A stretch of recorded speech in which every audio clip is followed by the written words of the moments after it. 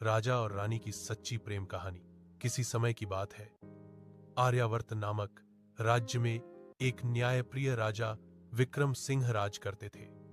उनकी रानी सौम्या न केवल अत्यंत सुंदर थीं, बल्कि बुद्धिमान और करुणामयी भी थीं।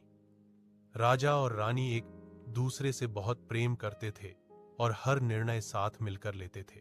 एक वर्ष राज्य में भयानक अकाल पड़ा। अनाज के भंडार खाली होने लगे। दरबारियों ने सलाह दी कि राजमहल के लिए अन्न सुरक्षित रखा जाए और जनता को कम सहायता दी जाए। लेकिन रानी सौम्या को यह बात स्वीकार नहीं थी। उन्होंने राजा से कहा, प्रजा दुखी रहे और राजा सुखी, यह सच्चा राजधर्म नहीं है। अगर जनता भूखी है तो हम भी वही भोजन करेंगे जो उन्हें मिलेगा। राजा विक्रम सिंह ने रानी की बात मान ली।